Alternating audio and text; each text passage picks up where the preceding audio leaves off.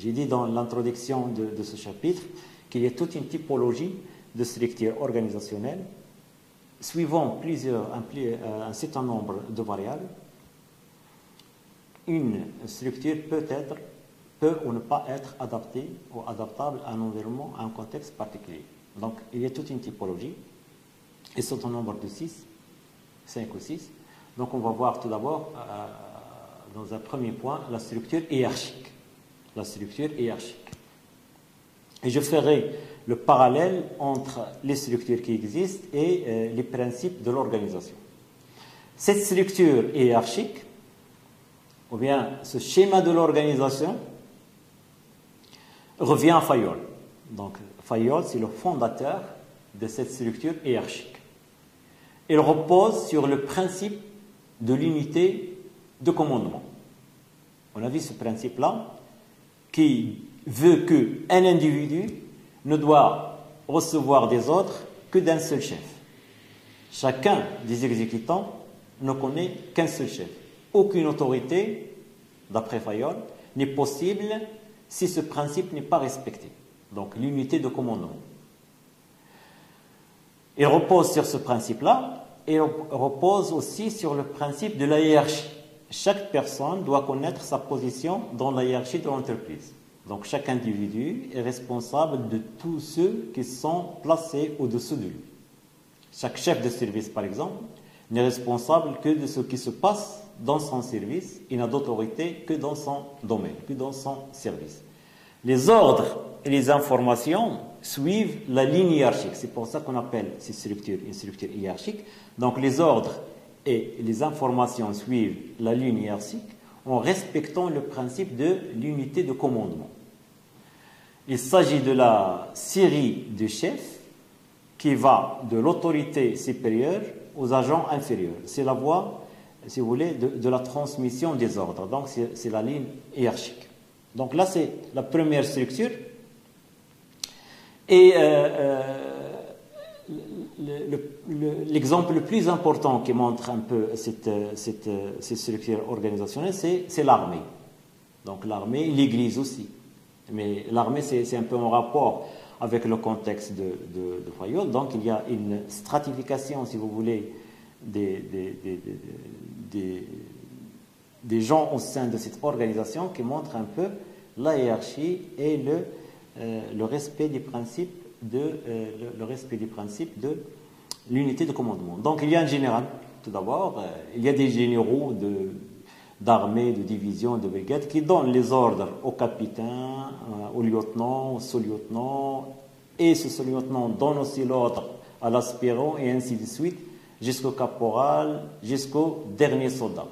Donc, le soldat, par exemple, à la base de l'échelle là, ne reçoit d'ordre, il ne reçoit de commandement que de son caporal. Celui-là ne reçoit d'ordre que de son supérieur. Et ainsi de suite, on remonte dans l'échelle de cette organisation.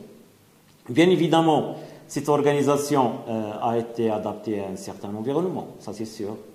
Mais quand même, elle a des avantages. Elle est simple et claire dans la définition des responsabilités. Donc chaque membre de cette organisation sait devant qui il doit répondre. Il garantit la discipline. Donc là, c'est un concept aussi de Fayol, qui lui aussi découle d'un certain contexte, grâce au principe de l'unité de commandement. Mais son principal inconvénient, du moins dans le cas de l'entreprise, il réside dans le problème de la circulation de l'information.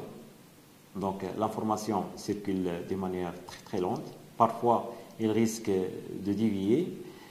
Et le blocage de dévier de sens, bien sûr, et le blocage du développement des initiatives. C'est une organisation qui ne permet pas l'épanouissement des initiatives personnelles. Il développe un esprit de routine, qui n'est pas parfois bénéfique pour la réaction rapide au changement de l'environnement.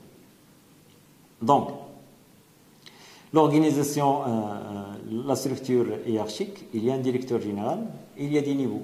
Donc les directeurs spécialisés, comme vous le voyez sur le schéma, directeur technique, directeur commercial, directeur administratif. Il y a un troisième niveau où il y a les sous-directions, donc là les cadres responsables, là c'est la ligne hiérarchique. Par la suite, un quatrième niveau, il y a les chefs de service, les contremaîtres, et en bas de cette échelle, il y a les exécutants. Donc l'information, il suit la ligne hiérarchique. Ça c'est pour la première forme structurelle, c'est la hiérarchie, ou la structure hiérarchique. La deuxième forme structurelle, c'est la structure fonctionnelle. Donc si la structure hiérarchique a été prônée par Fayol, la structure fonctionnelle a été préconisée par Taylor. Donc il repose, elle aussi, sur les principes du Taylorisme, notamment le découpage de l'entreprise par domaine de compétences. Rappelez-vous que Taylor avait une hantise pour la séparation entre tout ce qui est travail de conception et travail d'exécution. Là, on va le retrouver justement dans sa forme structurelle préférée, c'est la structure fonctionnelle. Donc, il repose sur un découpage de l'entreprise par domaine de compétences, donc fonction de production, fonction commerciale, fonction financière, de gestion, sachant bien maintenant qu'une fonction, c'est un ensemble de tâches, donc des compétences particulières. L'autorité est divisée en fonctions relatives à des spécialités précises. Donc, les gens de la fonction de production à part, les gens de la fonction financière à part, etc. Il n'y a pas d'unité de commandement, et là c'est un point de divergence entre Taylor et Fayol, et aussi un point de divergence, de différenciation, si vous voulez, entre la structure fonctionnelle et la structure hiérarchique. Donc la structure hiérarchique, le principe de base, c'est l'unité de commandement. La structure fonctionnelle, il se base sur la spécialisation par domaine de compétences où il n'y a pas d'unité de commandement. Ça veut dire le commandement est assuré par plusieurs contremaîtres fonctionnels qui ne laissent aucune initiative aux ouvriers. Donc, tout exécutant dépend de plusieurs chefs, chacun n'ayant autorité, bien entendu, que dans le domaine de sa compétence, comme on le remarque sur le schéma suivant. Donc, vous voyez, par exemple, les contremaîtres en bas de ce schéma-là reçoivent, le contremaître A par exemple, de l'atelier A reçoit des ordres de service entretien, de service méthode, de service sécurité, etc. Donc là, il n'y a pas l'unité de commandement, ce qui pose effectivement des problèmes de coordination et constitue des sources de conflits entre les différentes autorités. Mais quand même, cette structure fonctionnelle a des avantages. Il permet tout d'abord la spécialisation des personnels, donc on a un personnel qui est spécialisé dans son domaine, et il permet aussi le regroupement des compétences, donc on a des compétences regroupées. Les inconvénients, bien entendu, il y a ce risque des conflits engendrés par la multiplicité des commandements. Donc là, le contremaître reçoit des ordres de plusieurs services, donc il ne sait plus comment coordonner entre eux, et ça a des effets plus ou moins dangereux sur la marche de l'activité au sein de ces structures. Maintenant, pour une troisième structure, on parle de la structure hiérarchico-fonctionnelle, ce qu'on appelle le staff and line. C'est quoi ce staff and line? Cette structure-là, elle essaye de combiner un peu entre les deux précédentes, la structure fonctionnelle qui privilégie la spécialisation et la structure hiérarchique qui privilégie l'unité de commandement. Cette structure hiérarchico-fonctionnelle repose sur le principe d'unicité de commandement, donc c'est la ligne hiérarchique, et recours à des organes de conseil composés de spécialistes, staff. Donc, line, c'est la ligne hiérarchique, et staff, ce sont des directeurs fonctionnels qui ne donnent pas d'ordre, qui sont attachés au chef hiérarchique, donc ils sont des fonctionnels, ils donnent des conseils. On a vu ça dans le point sur la différence entre opérationnel et fonctionnel. Donc, elle donne des conseils dans des domaines précis. La hiérarchie, elle, line, il décide. Donc, elle prend des décisions. Les responsables fonctionnels aident, quant à eux, à cette décision. Donc, dans cette structure hiérarchico-fonctionnelle, l'autorité est partagée entre les chefs opérationnels, qui, eux, agissent, donc agissent sur des activités directement productives ou commerciales et prennent des décisions, et l'autorité aussi chez les chefs fonctionnels qui, eux, conseillent. Ce sont des activités de soutien. On peut parler, par exemple, des services personnels, DRH, l'informatique, le marketing. Là, ce sont des chefs fonctionnels qui ont leur part de l'autorité dans cette structure hiérarchico-fonctionnelle. Donc l'avantage, il est clair, il combine un peu les avantages des deux, mais son principal inconvénient réside dans les conflits de pouvoir entre opérationnel et fonctionnel. On va voir dans le schéma que la direction générale, elle est assistée dans ces structures-là par des conseillers en études économiques, des conseillers juridiques, des conseillers informatiques. La direction technique, là, il y a un bureau d'études, donc c'est un niveau fonctionnel. Direction commerciale, là, il y a les études de marché, donc c'est un niveau fonctionnel. Direction administrative, donc elle a un conseiller financier, etc. Là, c'est un exemple qui montre un peu l'imbrication, si vous voulez, de la structure fonctionnelle et de la structure hiérarchique dans la structure staff and line. Deuxième type de structure organisationnelle, c'est la structure divisionnelle. C'est une structure par division. Bon, cette structure repose sur le principe de la décentralisation du pouvoir et des décisions. Donc là, on est dans une structure plus ou moins décentralisée, parce que j'ai dit question de centralisation, décentralisation, c'est juste une question de tendance. Donc là, c'est une structure qui donne beaucoup plus l'importance à la décentralisation du pouvoir et des décisions. Dans cette structure, l'activité elle est divisée en sous-ensembles, suivant un critère qui peut être soit le marché, soit les produits, soit l'activité. Donc, on va dire, voilà, cette activité va être prise en charge par cette division. L'autre activité va être prise en charge par division. Donc, les sous-ensembles, en fait, sont appelés des divisions. Chaque division correspond en réalité à une entreprise monoproduit.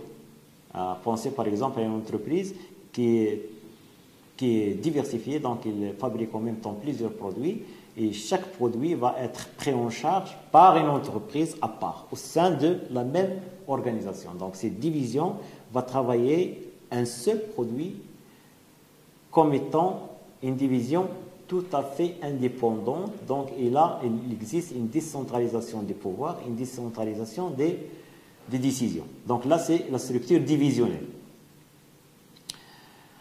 Ces structures, ces divisions-là, ces entreprises monoproduits au sein de la structure divisionnelle sont généralement structurées, organisées selon un schéma fonctionnel.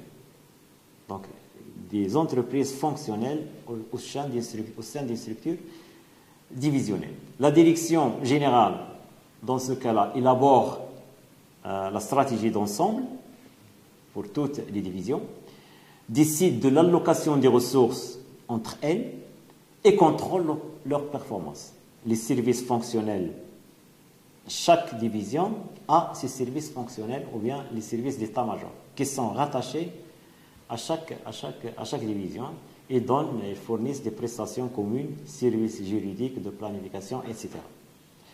Voyons maintenant le schéma. Il y a la direction générale, division 1, division 2, division 3. Donc, chaque division a son service achat, service technique, fabrication, marketing, etc. Donc là, ce sont des services fonctionnels qui aide cette division, cette entreprise à réaliser ses objectifs.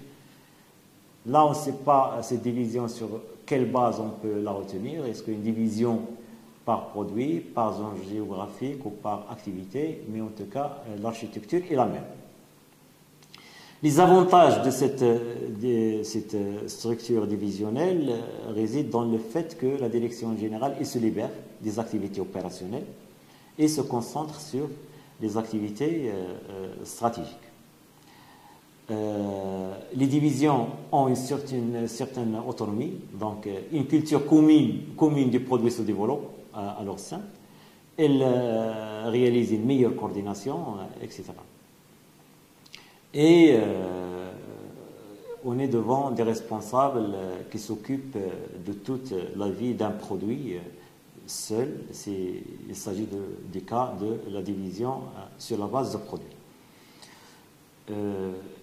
Cette structure divisionnelle a aussi un autre avantage très important, c'est qu'elle aide à la mise en place de stratégies de diversification. Donc les entreprises les plus diversifiées adoptent généralement cette forme d'organisation. Il y a quand même un certain nombre d'inconvénients. C'est une structure tout d'abord qui est coûteuse à mettre en place, multiplication des services fonctionnels, etc., comptabilité, marketing, etc., ce qui risque quelque part de pénaliser la recherche des économies d'échelle. Donc il y a une certaine dispersion des ressources.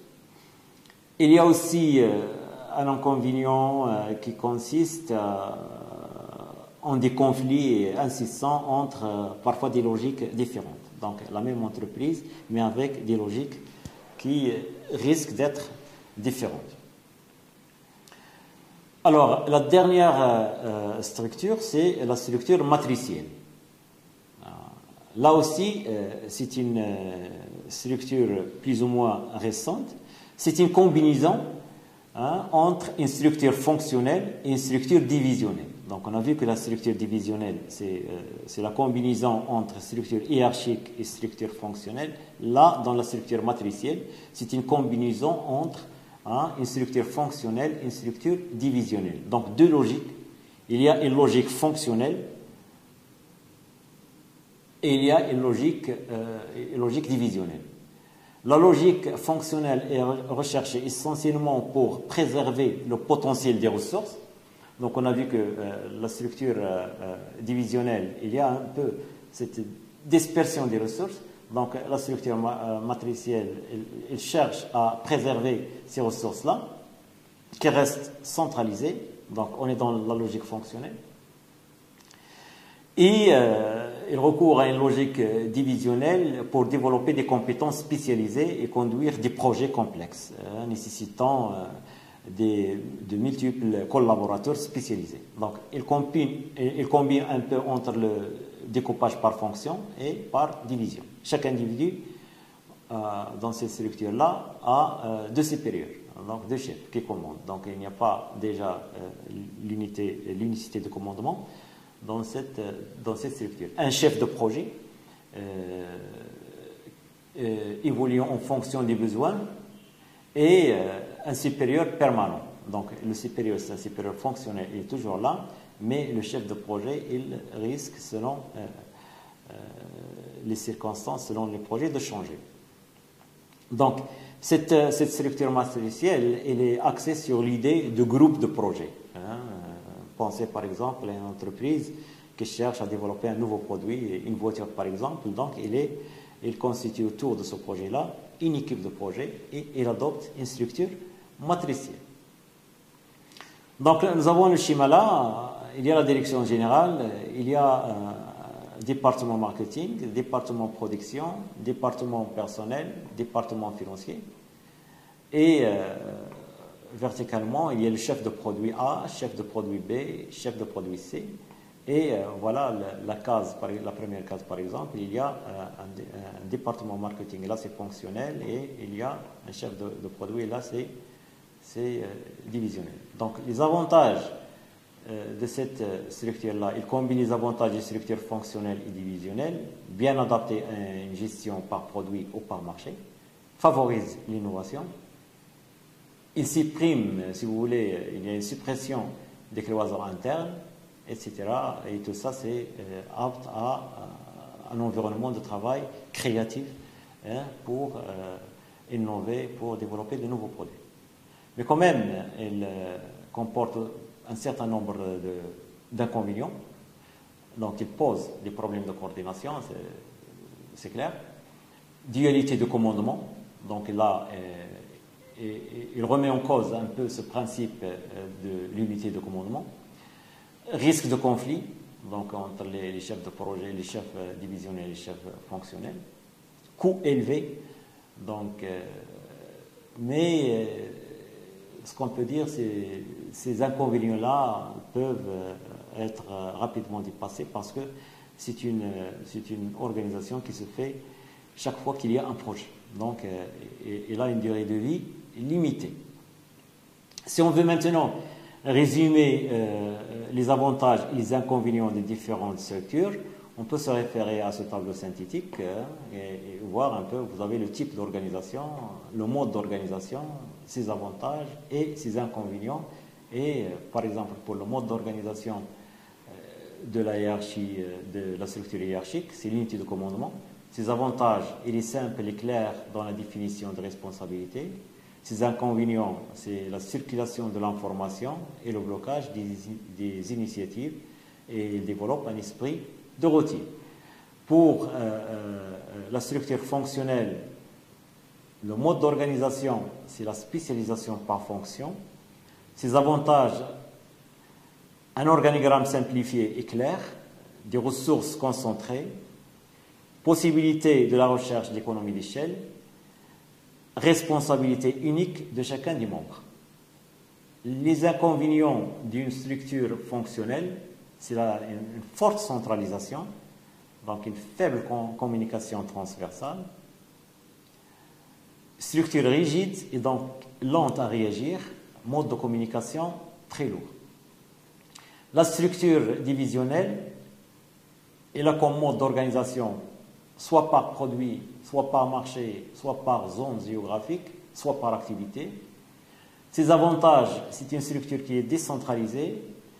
Il y a dans ces structures un recentrage sur les activités précises et qui est une structure adaptable, donc il est flexible.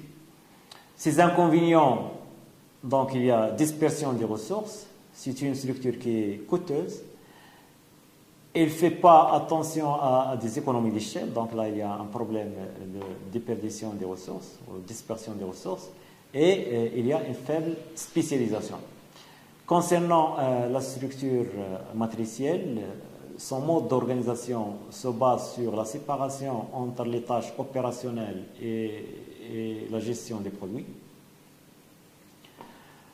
Son avantage, c'est la mise en commun des ressources affectées ensuite selon les projets, gestion souple des ressources disponibles. Ses inconvénients, c'est la dualité de commandement, les problèmes de coordination, et le coût de l'organisation, c'est aussi une organisation qui est coûteuse. Donc, en conclusion à ce chapitre, je peux dire que chaque entreprise est amenée souvent à se poser la question suivante: quel type de structure à choisir?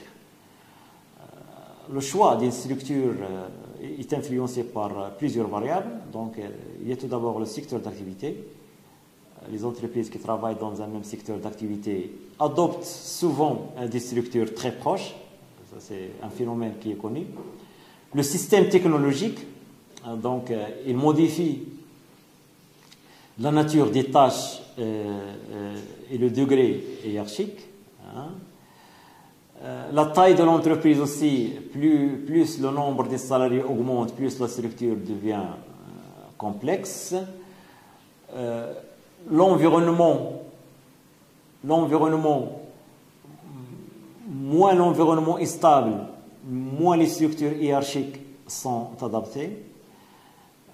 Il y a aussi un autre facteur qui entre en ligne de compte pour le choix d'une ou de l'autre structure organisationnelle, c'est la stratégie. Donc il y a des auteurs importants, il y a des contributions théoriques très importantes qui montrent un peu ce lien entre la structure et la stratégie. Est-ce que la stratégie de l'entreprise induit une structure ou bien est-ce que la structure de l'entreprise qui induit une stratégie. Ce qu'on peut dire là, c'est que les choix stratégiques influent bien entendu sur la structure, qui elle-même influe sur les choix stratégiques. Donc c'est en fait un débat qui est toujours ouvert. Hein, c'est un peu la poule et l'œuf, ça, on ne sait pas qui détermine qui, mais généralement, il y a une influence mutuelle entre les deux. Finalement, ce qu'on peut dire qu'il n'y a pas une structure meilleure qu'une autre, hein, mais il y a une structure optimale. Hein, il n'y a pas de structure. Il faut chercher justement la structure optimale, une structure qui soit satisfaisante à un moment donné, dans un contexte donné et pour une entreprise donnée. Généralement, une entreprise nouvelle adopte un style centralisé, c'est le patron qui à la limite il fait tout, donc il paye, il fait ses achats, il traite avec ses fournisseurs, il traite avec la banque, il paye les salariés, donc il centralise toute l'information.